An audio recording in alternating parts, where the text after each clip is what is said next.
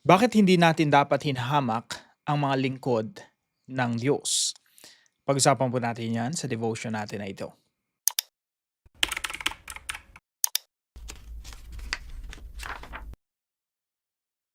Magandang araw po sa bawat isa sa inyo. Welcome back to our 365 Daily Devotions Bible Characters Edition. Binabati ko po muna si Teo de Ocampo ng happy birthday. No? At dalain ko na lumaki ka ng may takot sa Diyos. Now, itutuloy po natin yung ating pag-aaral patungkol po sa mga propeta ng Diyos sa Lumang Tipan.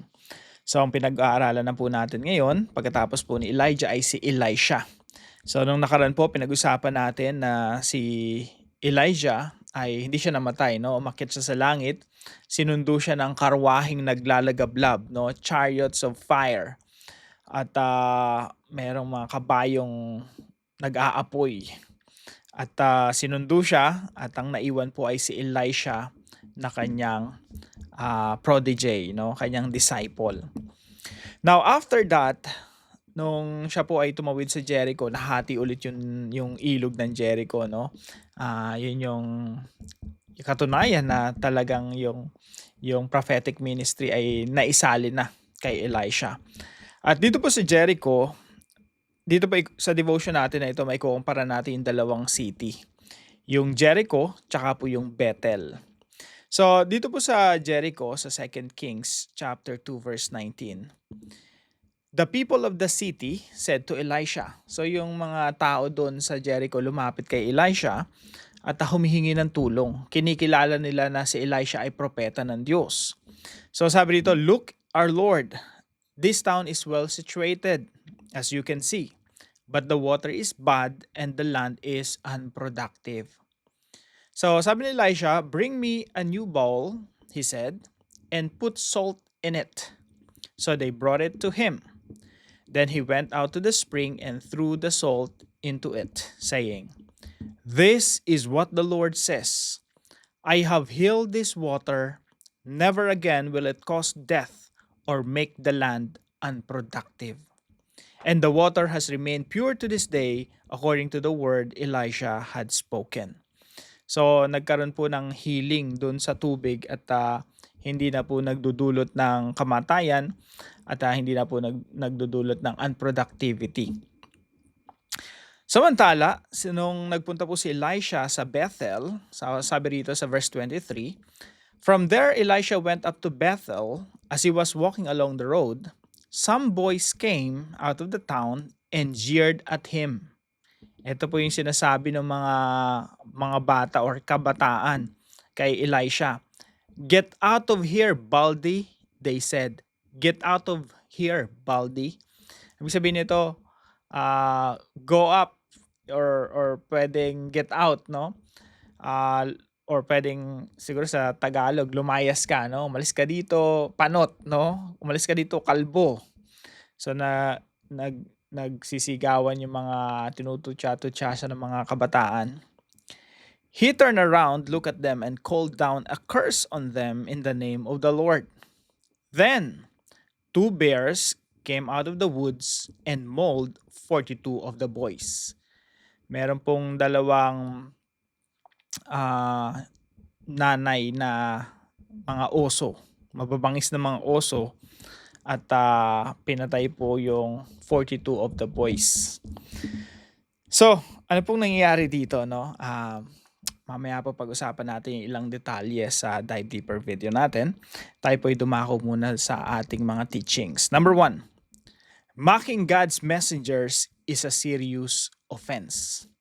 Yung panunutya, yung ginawa ng mga kabataan dito doon sa propeta ng Diyos na si Elisha, ito po ay rejection. Kung papaanong tinanggap si Elisha sa Jericho at kinilala si Yahweh na kumikilos sa buhay ni Elisha, sa Bethel naman ay rejection. Ibig sabihin, nireject nila yung propeta ng Diyos na si Elisha, di nila paniniwalaan, at that is tantamount to rejecting God Himself. So, yung mockery o yung pangungutya o paglapastangan nila doon sa propeta na si Elisha, ito ay paglapastangan din sa Diyos. Kasi po si Elisha ay mensahero ng Diyos. So, mocking God's messengers is a serious offense. Now, hindi po ito issue ng tinukso-tukso lang si Elisha na, oy, panot, no? Lumayas ka dito, umalis ka dito, panot, panot. Hindi yan yung issue dito eh. Yung issue dito is, beyond that. Ito po yung rejection kay Yahweh. Now, kung matatandaan niyo po, sa panahon po ng Northern Kingdom, kasi po ito po yung timeline natin, after si Elijah, ang pumalit ay si Elisha, ito na po ay kapanahunan ni Jehu, no? Si Jehu po yung inanoint nung inutusan ni Elisha ng propeta, no? So si Elijah yung nag-prophesy na si Jehu ubusin niya yung lahi ni Ahab. At nung umalis na si Elijah, yung go signal na kay Elijah, no? At yung mensahe na ipadala kay Jehu, na Jehu, okay, ubusin mo na yung lahi ni Ahab. Now, ano po bang nangyayari dito sa mga kings na ito? Tandaan po natin, sa panahon pa lang ni Jeroboam, hanggang sa panahon ni Ahab, lalo na sa panahon ni Ahab, hanggang sa panahon ni Hosea, dyan po sa lugar ng Bethel, kung saan nireject nila si Elisha, yan po yung location ng pagsamba, mainly kay Baal. So ito po ay sentro ng pagsamba kay Baal. Kaya po isang kadahilanan ito kung bakit nire-reject nila si Elisha. So hindi po ito issue na si Elisha ay inasar-asar lang at napikon at kinain yung mga kabataan or they were mauled by two bears, no? Na parang napikon lang. Hindi po ganun eh. Malalim po yung pinag-uugatan nito. Pangalawa po, God knows how to defend His servants. Alam ng Diyos kung paano dedepensahan ng kanyang mga lingkod. Now, yung nangyayari dito, mas matindi pa to sa sa pang-aasar eh. Mas matindi pa nga to sa harassment eh. Mas matindi pa to sa mga paglapastangan. Isipin nyo, ano po ito, kinukuyog dito si Elisha. Hindi to dalawang kabataan. Hindi to boys mga kabataan na to. Sabi ng ilang mga scholars na sa yan, at least 12 hanggang 30 years old. So, ganun yung range. At hindi sila dalawa, tatlo. Yung inatake ng oso dito ay 42 of the boys. So, ibig sabihin, napakarami nila, kuyog. At hindi po ito ordinaryong hoy kalbo lang, no? Hoy kalbo. Hindi. Kinukuyog dito si Elisha. At alam ng Diyos kung paano dedepensahan si Elisha. At ang Diyos nga nagpadala ng 2 oso at inatake yung mga kabataan. Now, pangatlo po, God's grace does not cancel His righteous judgment. Yung biyaya po ng Diyos, yung pagiging mabuti ng Diyos, mapagmahal ng Diyos, mapagpala ng Diyos, ito po, hindi po nito kinakancel yung righteousness ng Diyos or yung justice ng Diyos. Kung paano pong sa city ng Jericho ay merong blessing ang Diyos kasi nanampalataya sila, kinilala nila yung propeta ng Diyos at tumanggap sila ng healing dun sa kanilang tubig. Now dito naman sa Bethel, hindi porket may magandang ginawa ang Diyos sa Jericho at naging mabait ang Diyos sa Jericho ay cancel na yung judgment ng Diyos sa Bethel. Hindi po ganun. Laging dalawa. May judgment ang Diyos, may righteousness ang Diyos, may holiness ang Diyos. God is holy, God is just, even though God is loving and merciful. So hindi ibig sabihin na maaawain ng Diyos ay hindi na siya just or mapagparusa sa tamang kaparaanan, no? God is always just in all He does. Now, bilang application po sa pinag-aaralan natin na ito, unang-una po, guard your heart against mocking God's faithful servants. Marahil sa puso natin, meron tayong kinakaasaran ng mga tao or mga naglilingkod sa Panginoon, nababad trip tayo sa kanila at times, pero wag nawang humantong sa punto na kinamumuhian natin sila or we're mocking them or tinitingnan natin sila na hindi na lingkod ng Panginoon. Meron talagang mga taong nakakainis. Hindi po mga perfect yung mga tao, no? Pero tandaan natin, tayo po ay directly responsible sa Diyos. Hayaan na lang natin yung iba na, meron man silang ginagawang mali, they're directly responsible to God. Ganun din tayo, ako at ikaw, tayong lahat. Directly responsible tayo sa ating Diyos. Kaya po kailangan magwardyahan yung ating mga puso. Baka dumarating na tayo sa punto na we're mocking God's servants. Number 2 po, do not seek revenge. Leave the matter in God's hands. Kapag ikaw ay, inaaway, ginagawa ng masama, kapag ikaw ay inaabuso ng iba, ito po yung principle sa Bible na kailangan nating tanggapin at isabuhay. Huwag maghiganti. Hindi natin nilalagay sa ating mga kamay yung paghihiganti. Sabi ng Diyos, vengeance is mine. Yung paghihiganti sa akin yan, no? Hindi yan for you to execute. Ang paghihiganti ay sa Diyos. Kaya po si Elisha rito, bagamat nagbitaw siya ng curse, no? Sabi rito, when he looked at them, he called down a curse on them in the name of the Lord. Hindi ko sinasabing gawin natin to, no? This is very particular for Elisha. So, may ano po kasi rito kumbaga may covenant blessing, meron ding covenant curse. Kasi po Bethel to na naging sentro ng imbis na sumasamba sa Diyos, sumasamba sila kay Baal. So, nararapat lang na mangyari sa kanila yung sinasabi sa Leviticus at saka sa Deuteronomy. Yun po yung curse na tinutukoy dito, no?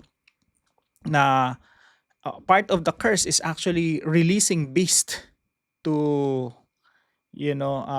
kill some of them. Mababasa nyo rin po yan sa Leviticus.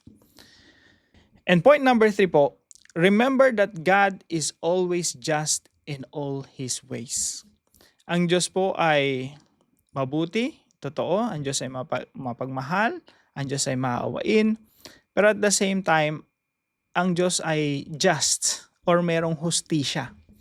At kapag in-execute niya yung justice niya, walang makakapag-question doon. Kasi yung justice ng Diyos, yan yung perfect justice. At kung ano man ang pagdesisyonan ng Diyos, yun talaga yung unquestionable.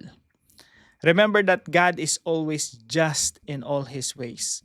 Kung piliin man ng Diyos na magpakawala ng 2 oso rito para lapain or atakihin yung mga kabataan dito, so be it. That's God's justice. Hindi natin pwedeng questionan ang sama naman ni Lord. Masyadong pikunin si Lord. Actually, maraming nagque-question sa Panginoon at sa Biblia dahil dito sa account na ito. So pag-usapan po natin yun later sa dive deeper natin. Now, para po sa ating discussion, how can we guard ourselves against developing a mocking spirit?